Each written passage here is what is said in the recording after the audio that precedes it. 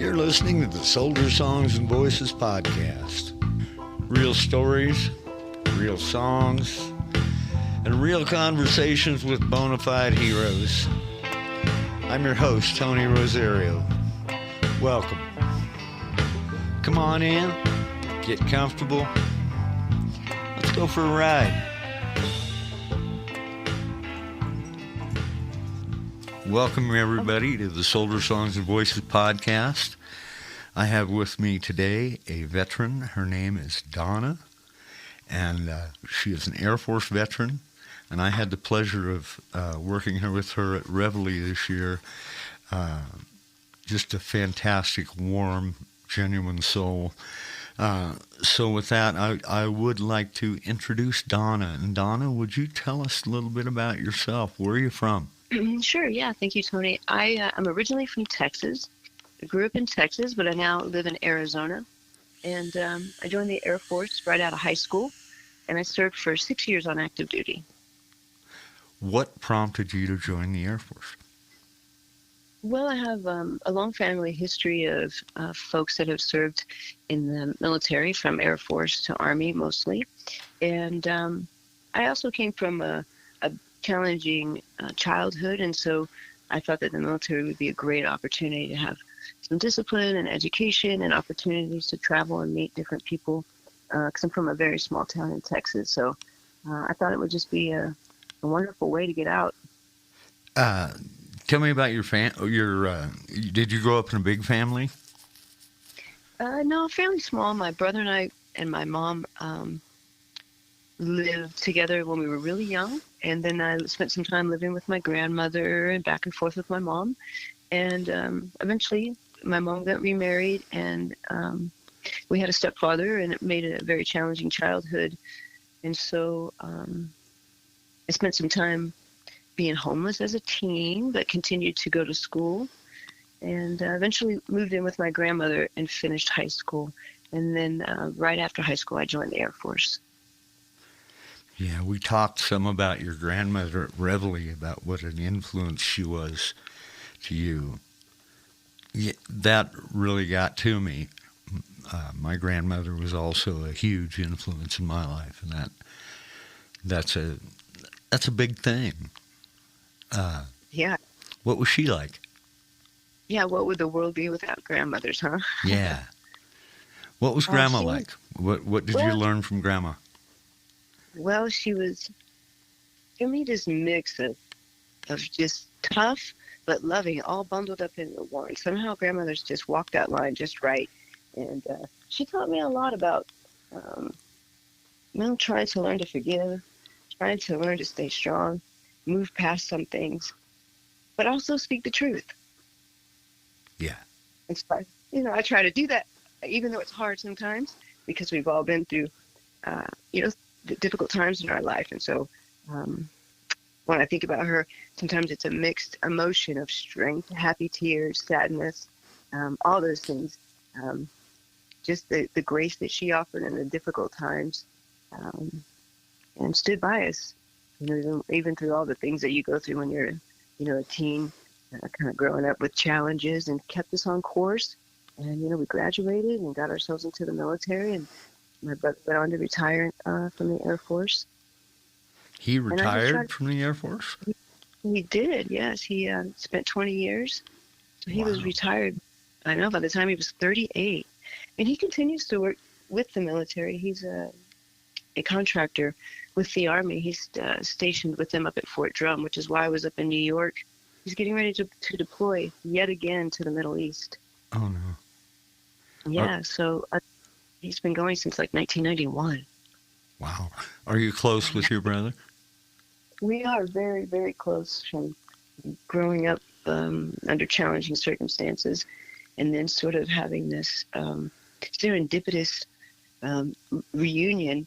We ended up being stationed in Korea together for about 8 months, and we had not lived together and known each other since I was about 11 years old, because he had run away from home when he was about 13.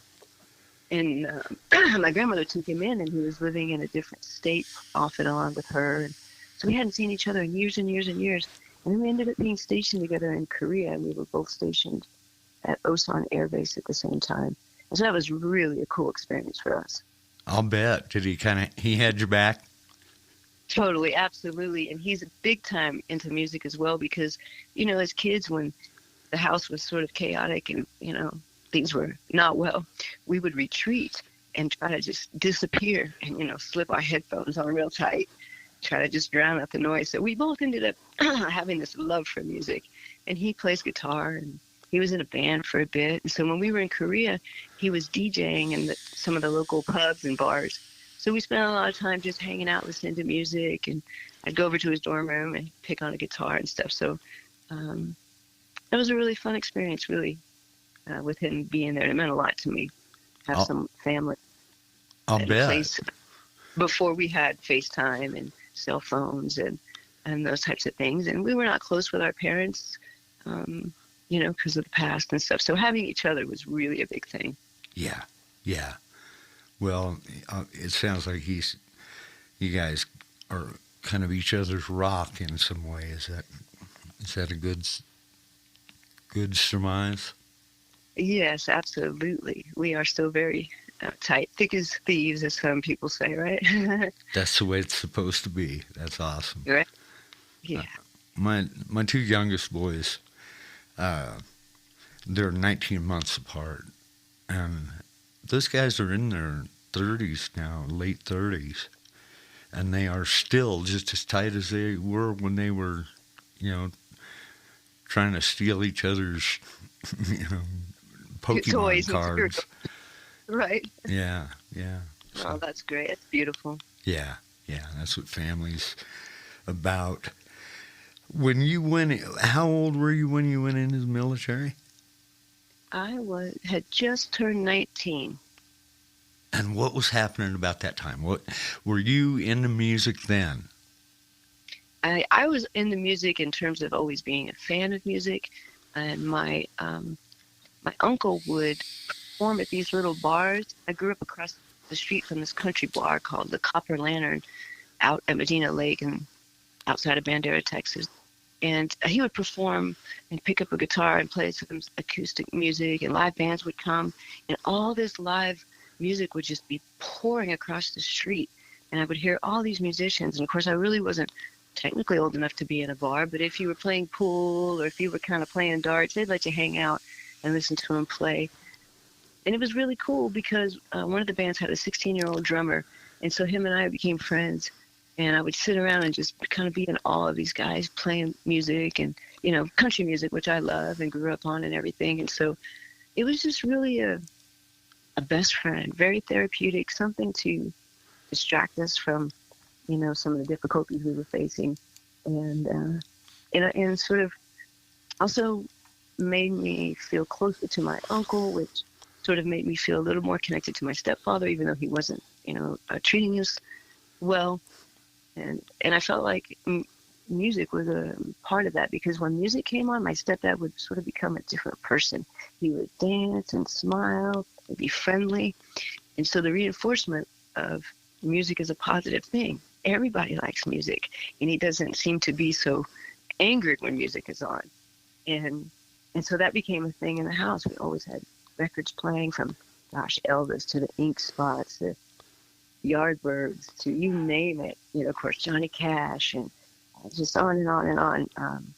And then the live music being played across the street, and then my uncle picking up and playing the guitar live. It was just always in my life, and created safety, created happiness, an escape, a way to express yourself, whether that was anger or love or loneliness. Described the kind of life we lived out in the country in Texas, the storytelling of it. I love to listen to all of that and just absorb it and sort of slip off into another world. So music has always been a huge part of my life. There's no doubt about it. I remember as a child how, as a teenager, I'd go in my room and put on records and disappear into that music. I mean, everything else around, outside that room was just not there. I was in a whole nother world listening to music. It could take you places. Yeah, absolutely. Yeah, yeah, totally. Lay down and pull the headphones down real tight and close your eyes, and it really does take you and transport you somewhere. Um, and of course, in my world, I was like, I want more of that. You were telling me about how music took you places. Yeah, it really does take you to places that I had never been. And one example is when I was about 9 years old, my mom was at a yard sale, and of course, I'm walking along and I find this bin with cassette tapes in it. And I'm looking at the names and not really recognizing anything. And this man walks up to me and he says, "This is it. This is the one you want." So he hands me this Bob Marley cassette. And I didn't really know who Bob Marley was. And so he says, "Ask your mom if it's okay if you have this one." So she says, "Sure, yeah, of course you can have it."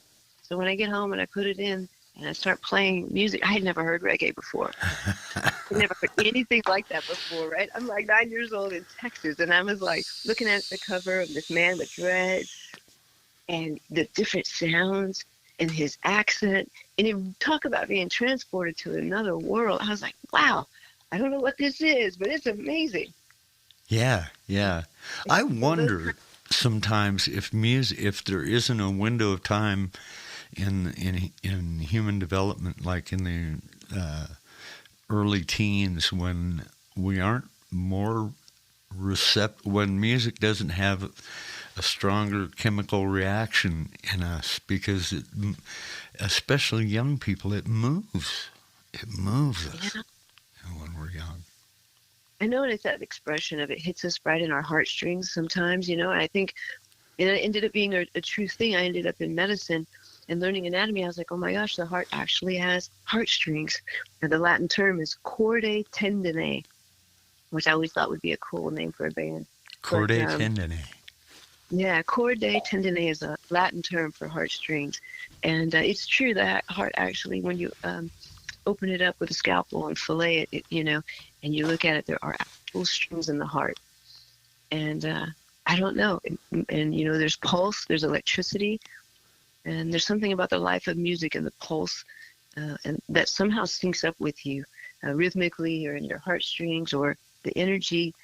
It's very hard to explain in words how or what music, how it touches somebody. Yeah. Yeah. It was an escape for me. I mean, and it sounds like for you as well. It was a place to go. Mm-hmm. Yeah. Absolutely. With positive reinforcement too, because like I said, even my mom and my stepfather and my uncle were really into music, and that would help break that mood or the tone of the household, and it would become more fun, and people were singing now together, and we're bonded over a song that has changed our mood. Instead of people yelling and being violent, now we're singing and dancing, and my mom and my dad are not yelling, right, and not looking to bang on people and slap people around. It's like, so the positive reinforcement behind music too was set for me in my household early on. Just like I said, my uncle, he learned to play guitar and sing in jail. He was, unfortunately, had to serve time in prison for, he didn't mean to. He got in a fist fight in a bar with a man, and the guy died as a result of this fight. And so my uncle went to prison, and while he was in prison, he learned to play guitar and sing. And so when he came home, that was a thing that also helped us bond with him as well, that he was proud of, and his skills that he had learned. And he had sort of this voice of an angel, and that really made me connect with him and stuff. And he turned his life around, and the way he had honored. And the reason he had gotten in a fight was because a man had assaulted his wife in the bar, and that resulted in the fight, which resulted in the man's death, which resulted in prison time. Yeah, yeah. But again, he learned how to play and sing, and when he came home, it was like for us, all those years had come by, he came home, and here he is smiling with a guitar and singing. And it's like, wow, he went through all of those things, and he's still happy, right? He's still singing, and it makes the people respond to him in such a way, in this positive manner, and people are clapping, and their feet are, and everyone's smiling and dancing, and it's like, it just really has the power of changing how you think and feel and emotions, and it's just something that probably, just will never leave me. I couldn't imagine life without music. You thought well of him, didn't you? Oh, yeah. Yeah. Musicians have this thing, we do this thing, we make music, and we kind of forget sometimes that people are watching, that especially young people. And I know myself, I was at 14 years old, thunderstruck, hit by lightning when I saw some musicians really doing it. And when they took the time to talk to me, to spend time with me, game over. They had a medium to reach me that nothing else could. And Right. I immediately assumed they were, and for the most part, I was right, that they were good and kind people. Oh, beautiful story. That's amazing.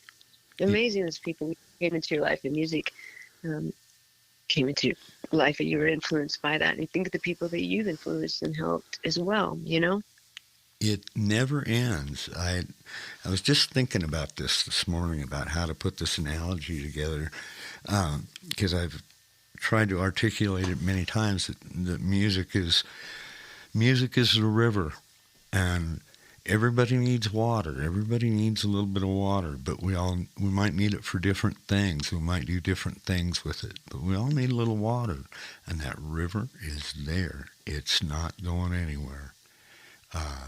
It just depends on how you need to use it. You can bathe yourself with it. You can play in it.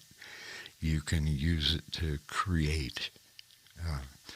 And yeah, I like that. yeah, it's magic.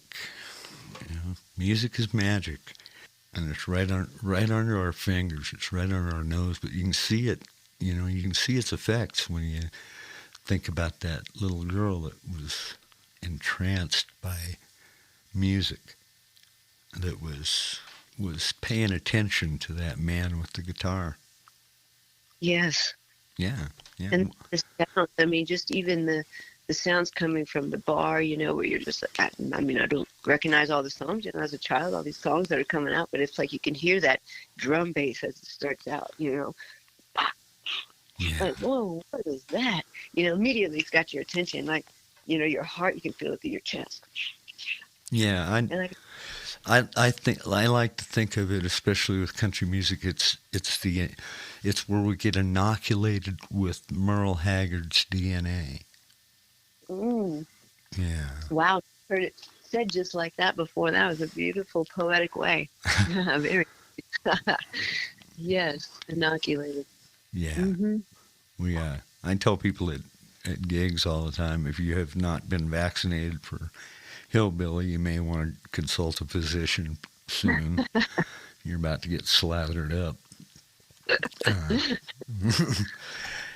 Well, tell me about going to the military. Your brother was in the military, so you kind of had a heads up, right, about what basic was going to be?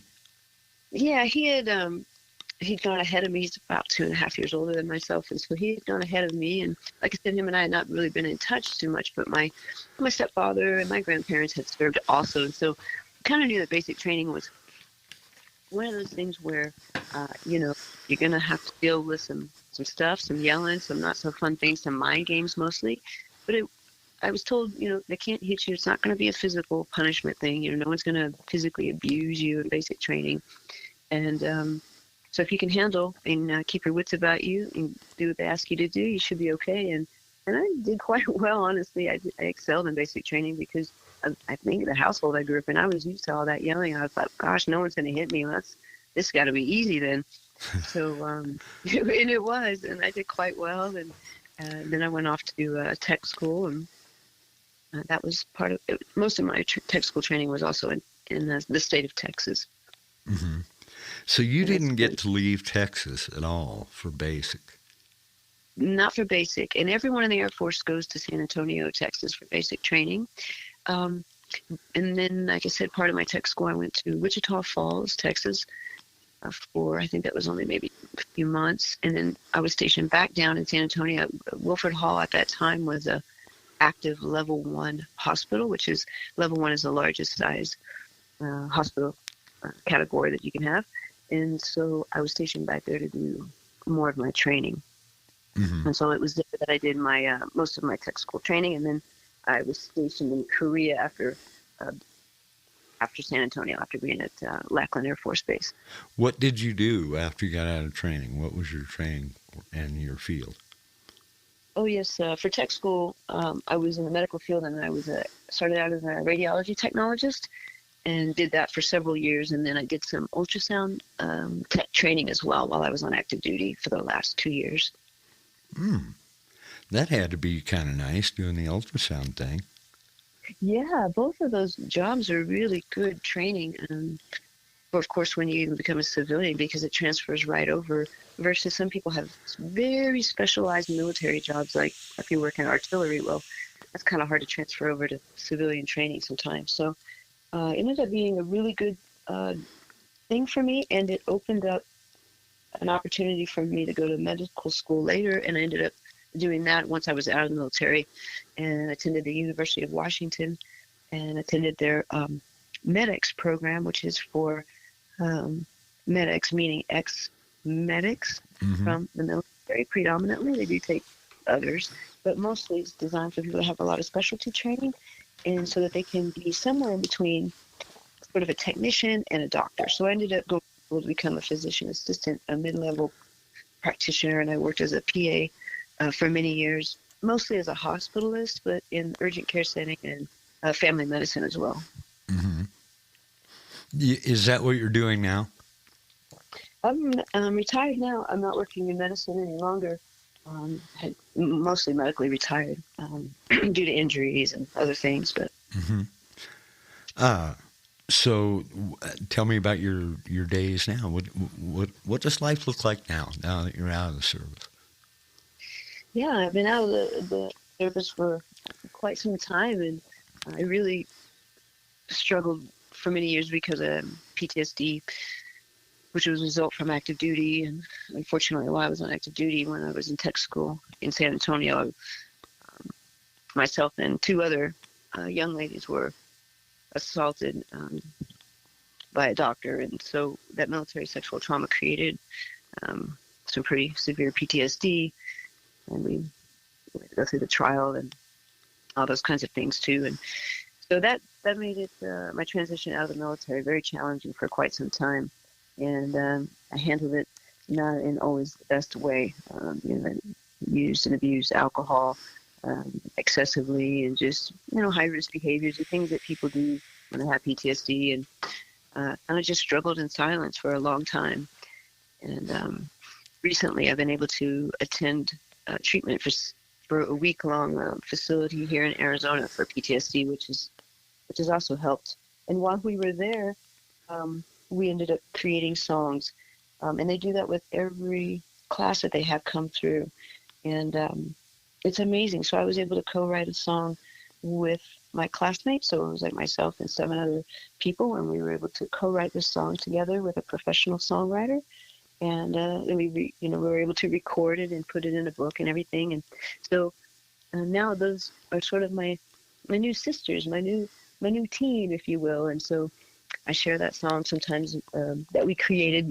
One of us is having a difficult day, and they always respond, "Oh, thank you. I haven't heard our song," and that really made me feel a certain way, and it really was helpful. And thank you. And so I'm so happy to be a part of the Soldier Songs and Voices, the songwriting for soldiers events. I mean, there's many categories for veterans, avenues to be involved in music and to write poems or to express themselves in lyrics, because I can't imagine where else I could put some of those types of emotions, and try to get some of those thoughts out and get it out in a way that might reach somebody else that might be feeling that, struggling. You've just hit the nail on the head, reaching someone else who may be struggling. I just had this picture in my mind of a flower coming up out of rubble. There is some beauty that comes out of all of that trauma. And it can come out in songs. Some beauty, not to negate anything but to put it in a frame, paint it, and hang it on the wall, and allow others to see the harshness and the beauty in it. Yeah, absolutely. And to know that you're not alone. I mean, others deal with, the trauma, the loneliness, the whatever it might be that we struggle with. I mean, I think we have more in common sometimes than we realize with others, but because of the subject matter and because we don't want to be seen or portrayed as a victim, we oftentimes don't want to share these types of things. And so I think music allows for that. It allows you to share and reflect. And people, like you said before, you can either float on the river, you can dip from the river, you can swim on your back in the river, or you can just not even go near the river. But it is available. And I think that as these waves of music, of energy, of emotion come by you, it's available to sort of relate to it, add to the canvas, let it go. I mean, sometimes I hear songs and stuff, and it helps me just, you sing and you get that kind of out, and it's so cathartic. And I know it might not go anywhere. It might not be played on the top 40 radio, and that's okay. That's okay. It helped me, and I'm hoping it helps somebody else. And that's really what it's all about. Everybody, just about everybody, I can't say everybody, but most folks know what it's like to hear something that moves them so much they have to stop and wipe their eyes. They have to stop and cry. And that's something. That's a good song when you hear that song. When you hear that song coming out of yourself, you feel a burden, a weight coming out of you. And it becomes something to give to the world so that other people can find a way out too. I agree with that. Yeah, and like you say, it doesn't expire, right? It's not an offer that expires, right? The music just is timeless, and it can be sung over and over, or it can be sung once and shared once. It's just an amazing gift. It's really hard to explain, but we know it. It's like all the good things in life. Like, you know it when you feel it. You know it when you see it, right? Just music is so, so, so powerful, which is why millions and millions and millions of people learn to play instruments and learn to sing. And we spend so much money on CDs and albums and going to concerts because we all know it transports us and heals us and makes us feel a certain kind of way. And I mean, what a gift that we can all share as humans, their music. I have a strong suspicion, and I know that there is some work being done with it, but I think that I have a hunch that music is a pretty good pain relief application. I've noticed that when I'm playing, I don't feel pain. I've got this shit in my back that's just kind of a constant, but when I'm sitting down playing, I'm not even aware of it. It's probably still there, but I don't even know it. Yeah, now that you say that, gosh, I could probably say the same thing now that I make my awareness, to that and think about it. I would probably agree because, we can sit and, whether it's a guitar or, sit and look and write down some lyrics and stuff and be focused. And it gives me something positive to focus on, whether those thoughts, those intrusive thoughts, or depression, or the what ifs, or how come, or the lack of justice, or whatever it might be. They don't really come pouring in an intrusive way. It's like they come in a creative way, yeah, in a utilitarian way rather than a destructive way. It's just so interesting, like you say. It's almost like I don't know how I can prove it, except to say, sort of do it or try it or, participate and see. Because it does so much. It's just so interesting. The vibration of it all, the frequency of it all. You can be passively listening. You can actively be listening. You could be actively playing, actively writing, actively singing, or just in a sort of being transported and teleported to another world. Like the first time I heard Bob Marley, like this island music, it was like, I've never been to a tropical Caribbean island, but gosh, what a journey I felt like I went on, listening to that for the first time. Yeah, yeah. Well, it's the salve of the soul. I think that music was given to us on this planet specifically for its qualities of human engagement and the way it pacifies the beast. That's one of the oldest premises in the world. Music soothes the savage beast. Mm-hmm. If that's true, which I believe it may, we may just need to turn the music up, because Yeah. there's a lot of beastly shit out there. Uh, Yeah. Indeed. I'm not going to go into it, but you've already related that you've been a survivor, an assault survivor, and is music a tool for you? And if so, how how do you feel about utilizing that tool and the results you're getting? Oh my gosh. Amazing. Is it a tool? Heck yes. My God. And man, how has it helped? It's helped in so many ways because I've connected with people who've been through things that I've also been through. It makes me feel that I'm a part of something and I'm part of something greater than myself, that I can connect with others. I can feel myself healing. I feel myself being more open and sharing with people about things that I never would have talked about before, because it's difficult. It's difficult. There's kind of this shame and blame and things that you hold on to that really aren't even yours. But somehow the music slowly unwinds those things. And it's like some of those things can't survive being spoken of, and it cannot survive being presented to others. It's something happens to it, and the trauma just shrinks. It's amazing. Amazing. Yeah, It's a gift. And I get emotional because it's like I said before early on. It's positive tears, happy tears, and sad tears. Happy that it's healing me. It's sad because we had to even go through some of these things. yeah, But since we did, we can turn it into something, hopefully, that heals others. yep. That's the Yeah. truth. And so many survivors, especially assault survivors, especially women, walk around in a prison that they carry with them of that shame and guilt. And you're right. It's not even yours. That's somebody else's behavior. Those walls stand up there and keep people from living a full life. And I think if we've got a tool here, can knock down them walls, can open those walls up, then we're on to something. We got something.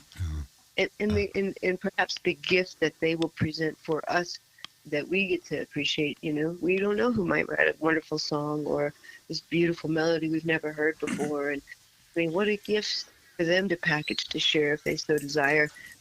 All while they're giving us a gift, they're healing themselves, like that, because that's what it's done for me. So that would be my hope for others. Um, and participating in Soldier Songs and Voices, specifically at the Reveille retreat, puts you in a position where you're with like-minded folks, people who have walked with you through this journey that you didn't see. You might not have seen them there, but they've walked with you. And so that coming together and creating a song that can be shared and played with others, and you play it and people were like, wow, I didn't realize you went through something like that, or gosh, the subject of that song is heavy, but what a beautiful way to tell a story, that we could all absorb it without all the ugliness of it, whether that's the cursing and the violence, with too much description, where it creates too much imagery, that it triggers people. And so there's a balance in the art of it as well. And I think there's beauty in that, taking something that at once was really ugly and dark and black, and reshaping it and repainting it and redelivering it and giving it back as a healing present, rather than a bundle of black, dark ugliness and heaviness, and a weight that you don't have to carry for the rest of your life. giving it back as a success. Yes. Yeah. Yeah. Yeah.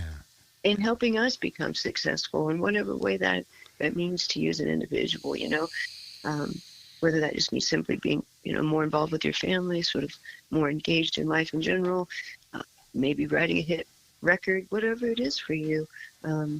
It's just amazing what we can get from our heart too. I struggle with that too sometimes. Like, am I oversharing?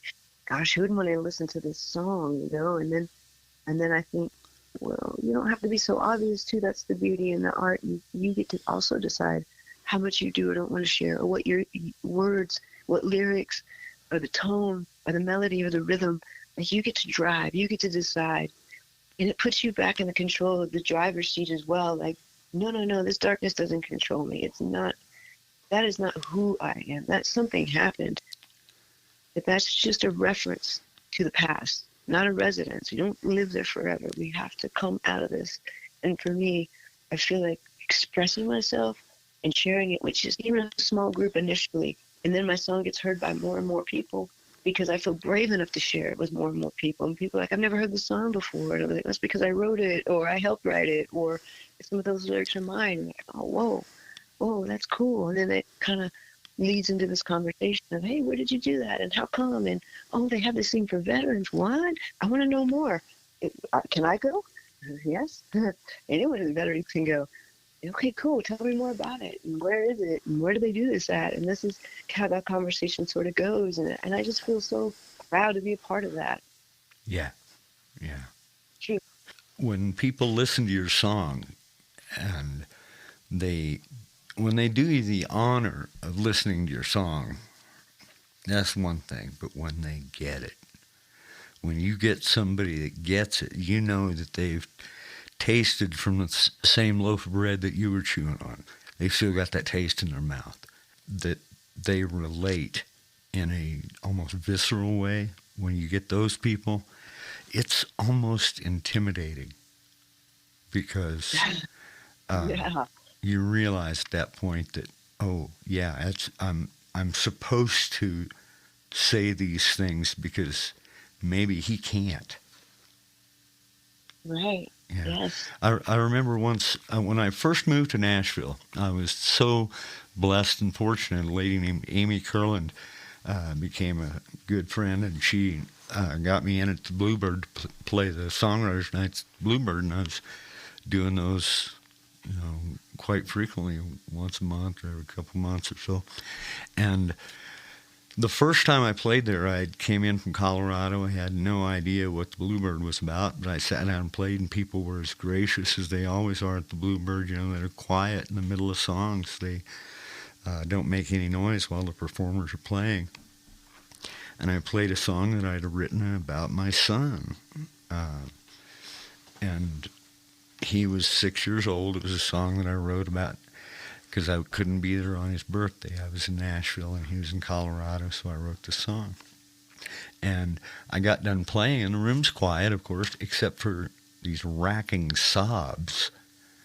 And it's just like 2 tables back, and it's this guy sitting there holding his 2 children in his arms and just bawling. I was shocked. At first, I was like, I'm sorry, man. I didn't mean to do that. Yeah. But what I got was that this guy got it. He got it on a cellular level, and he loved his babies. And maybe he couldn't say that. And maybe he just didn't have the opportunity to say it in front of a room full of people, But in any event, there was a connection there, and that's the thing that we strive for in writing, I think, especially for you guys. You're not just talking for yourselves. You're telling 1,000 other stories as well as your own. Mm-hmm. Absolutely. Yeah. I agree. Think of the volume and the emotion and the beauty of, and the millions and millions and millions of veterans that have served, and the experiences they've had, and just in their personal life or the military service, and then you put all that together. And we have so much more in common than not. And I think that music helps me remember that too. instead of being judgmental or being defensive, or maybe feel like someone's judging me. Just try to remember to, like, hey, music is our common thread, it's our common pool, it's our common bond. We have more in common than not, and I think that neutral territory is huge, because you don't have to feel like you're prying into someone's life either, right? You just sort of let the music do that, and it sort of creates these avenues, and people most of the time appreciate it, and they just sort of slip in normally and naturally into the music, where they're like, next thing you know, they're participating, and they're offering lyrics, and they're sharing a little bit of their story to kind of give some reason as to why they're presenting the lyrics the way they are, or why they feel it's important that it stays in the song. I've done that sometimes. I've been really steadfast about, no, I need these lyrics have to stay in the song just like this, because I feel very strongly about what I'm saying. And I think that's important too. It's great. I love that. Well, one of the things that we try to talk about with Soldier Songs and Voices is how to say things in multiple ways. Trying to tell stories in more ways, I guess. Where I'm going with that is that trying to tell those stories in ways that are not just for one person, but for many. I guess that's the best way I can put it. I mean, I one of the things I'm trying to foster with you guys is that, because I know this, there's, for every one of you folks that we work with, there are 1,000 others that don't have tongues, that can't find those words. So it's really important that these songs get out there and be heard, that the songs that you folks create get out there and be heard, because there are people waiting on it. There are people waiting for some relief. They're not waiting for entertainment. They're waiting for medication. Wow. I love that. Yeah, that was beautifully said. Yeah, I couldn't agree with you more. I think this is why we sometimes get attached to musicians in a kind of like we put them up on a pedestal, or maybe we see them as a celebrity, like, oh gosh, this person's, wow, look what they've done, because they have helped us so much. And so we want more of it. And so we're drawn to that person sometimes, whether it's whomever, Tim McGraw, Faith Hill, whoever, Dustin Wells, whoever it might be that you like. You're just like, see more of that. I love the way, you offer that medicine, and I was able to relate, pick it up, and it helped me. There's been a huge turn in the VA and in their therapeutic approach to PTSD, and their inclusion of programs like music. We got a music therapy program happening up here at the Denver VA for a while, and that was quite effective, and I think it's still going, actually.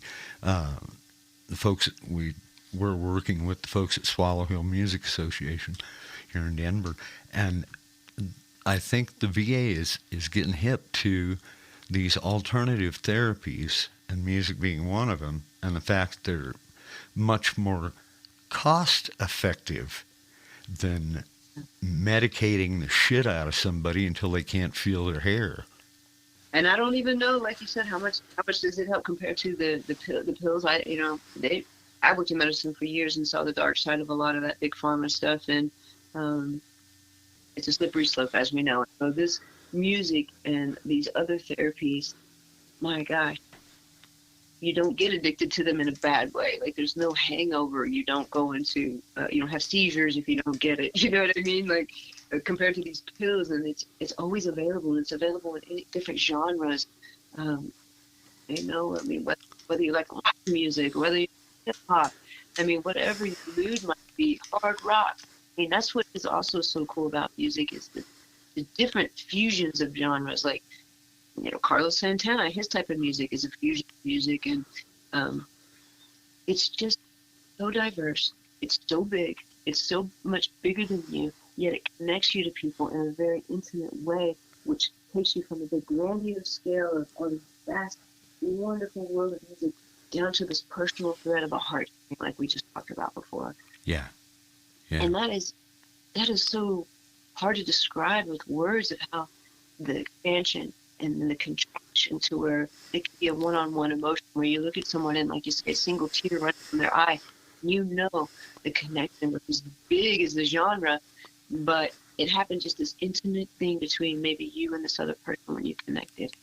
Yeah. Which I think is, us fans sometimes really get caught up in wanting to meet the people like the Carrie Underwoods and the Reba McEntyres and all the other big musicians that we hear their music and we're like, oh, we just love you and we love what you're doing and we love that you're helping us and we feel connected to you. We just do. We feel connected to the people that sing to us and that get up on the stage, and it's a very personal thing. I like that analogy. Thank you. That's that makes me feel good about what I get to do for my livelihood, for my profession. Donna, we've been at it for a little bit, so I'm going to move on to, and there's a section of this thing. I want you to help me write a song. Oh, okay. Interesting. I love it. Okay, I'm going to throw a lyric out at you, and I want you to tell me where you're going to go with it. It's cold and dark in here, all alone and a little scared in this room that I wear. I can see some light. It's cold and dark in here, I'm alone and scared. I can see some light through the cracks we share, and this illumination drowns my tears. In this room that I wear. Yeah, kind of where I was headed with that is just that feeling of being alone and kind of basically fucked. But in this room of your own making. In this space in this confine of your own design. What is that? What kind of picture does that paint for you? Where would you go with that? Where are you going to take that person? Yeah, for me, I would try, like, when I added just a little bit of, like, I can see some light through the cracks we share.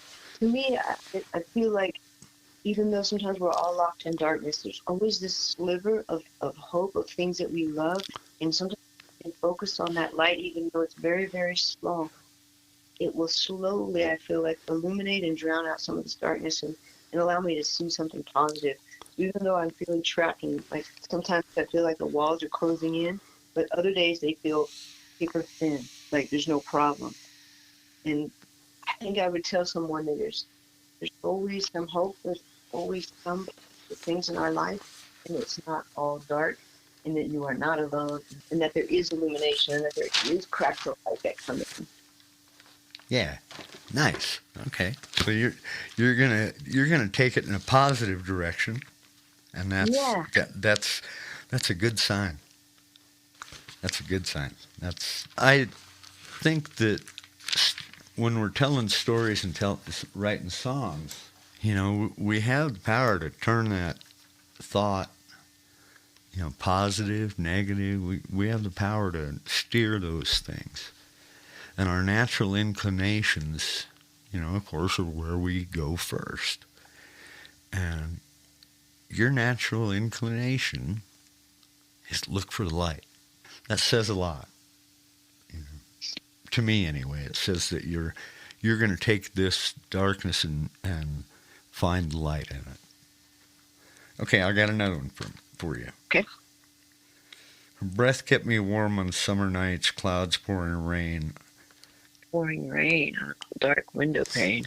I like. Reminds me it's possible to wash away the shame. Oh, God. Okay, I'm going to take a little scribble on that because that's another angle. Wash away the shame. That's pretty slick, kiddo. Well, thank you. Yeah. Teamwork. Well, and the deal with songwriting, this is one of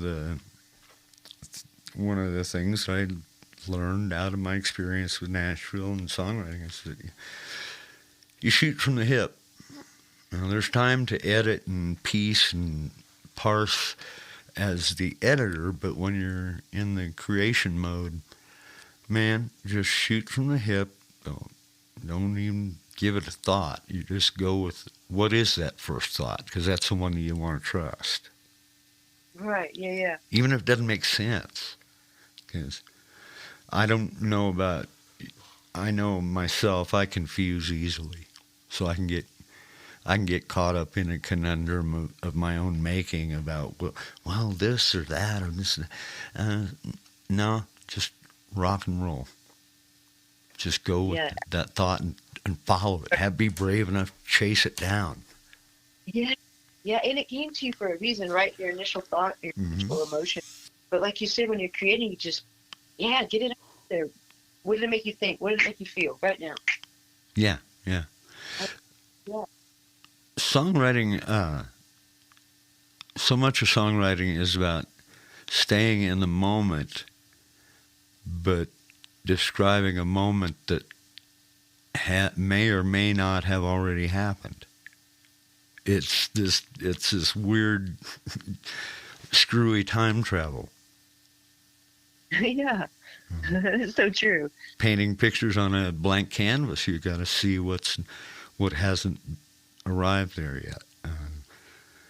It's daunting, like anything else. When we first start, most of our paintings look like the ones on the refrigerator door, when you're in kindergarten. And that's the way it is with songs too.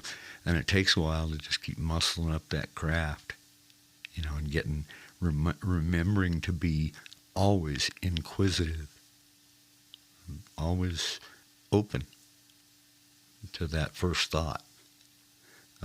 That's my spiel on that shit. Ha!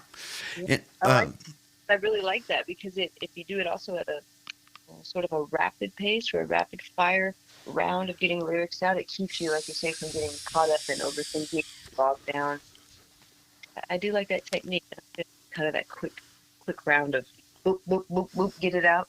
Yep. Overthinking is the enemy. I heard Mike Henderson was a brilliant guitarist and songwriter. He just passed away.